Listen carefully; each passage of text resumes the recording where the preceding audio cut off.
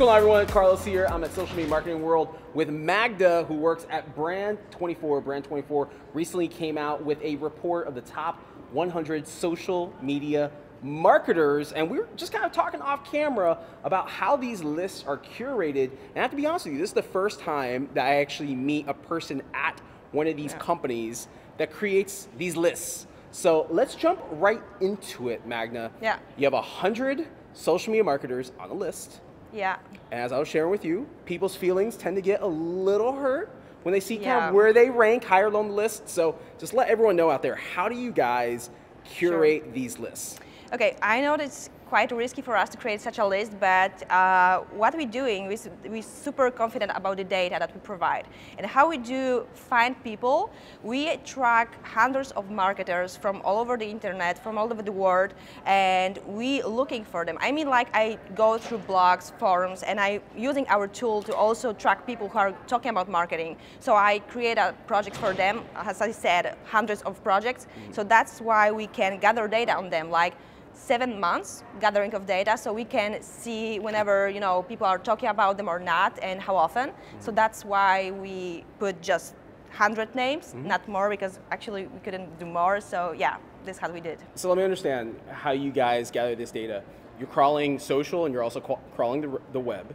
And your ranking is based on how many times your name or your username is mentioned, as well as how many times you're mentioning marketing, or in this case, social media marketing? Well, the index is quite complex because last year, because this is the second edition of the report, and last year we just count the number of mentions, and we thought like, okay, it's not that fair because there's way more than that.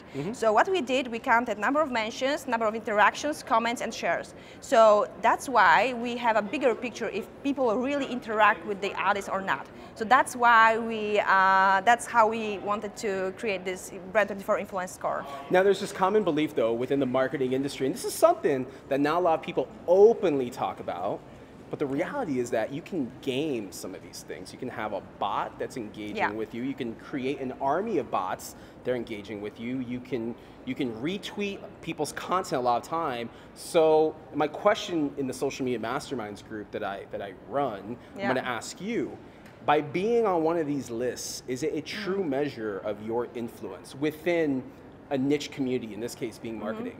This is a very good question, because this is the one or the most often asked question.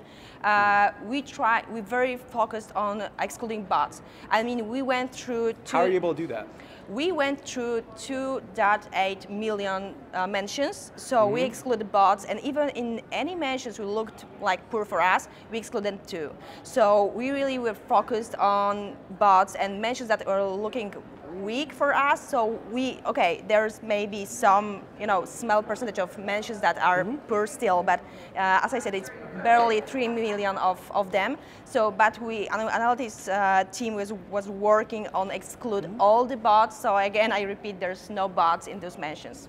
How are you able, though, to segment out the millions of accounts on social media? How are you able to segment a bot from a real account? Because there are advanced bots that look like a person. You or I or anyone watching this could create 100 Twitter accounts right now with profile photos. We could buffer content through these accounts. So I'll just use myself as an example. If I really wanted to gamify my engagement, I could create 100 bots. I could push a bunch of content out through Buffer or Hootsuite mentioning Carlos Gil a bunch of times. So like in your scoring algorithm, would that make me more influential because there's more mentions of me?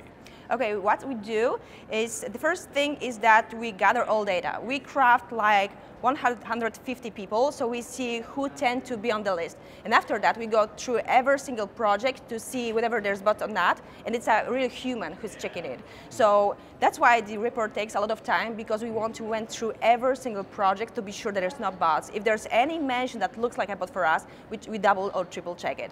So again, it takes a lot of time to craft such a report. That's why when I see it, it's like just clickbait or something, I said, okay, it's something for us, it's a value, but we also give value to people because we've been working a lot of time on it. And I said like 6 people were sitting on the data, trying to exclude bots and provided the highest value of data. Okay, that's fair. Now, my last question to you is this. There's not a lot of social media marketers in the world, when you really think about our space, social media space, there's not millions of them out there. It's a pocket. It's a very tight-knit community, especially you come to events like this. A lot of us know each other. A lot of us talk to each other. And when we look at lists like this, we kind of break down like, all right, this person isn't really relevant.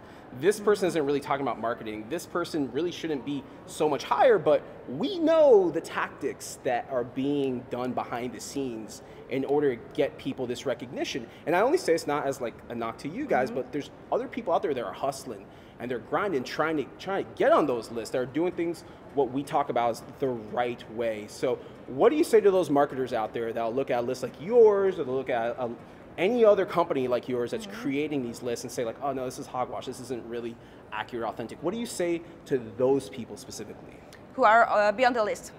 What do you say to the people that are looking at lists like yours and they're questioning the legitimacy or the validity of certain people on there based on where they rank? You know, what I do, and I repeat all the time, is that we use data to say that people really engage the audience. And I think if it comes to a list of top marketers or top influencers in the industry, there will be always room for, you know, questions about it, and if their people are really influential. What I can say, I did use my experience because I worked for years in this industry and I do know those people. I went through their blogs. So one thing is the data that we're gathering. The other thing is we checking the people like separately from the report and the data, if they're really there, because if there even is someone who has a, I don't know, army of bots, we will exclude it because we know those people that are on the list. So I can say that I do believe in the whole top 100 of those marketers, and data just prove it. All right, you heard it here. Data is real talk. Yeah. Data is the judge and the jury, and if you're running bots, then guess what? These guys, they're gonna catch you. Make sure that you download the Brand24 report and follow Magda.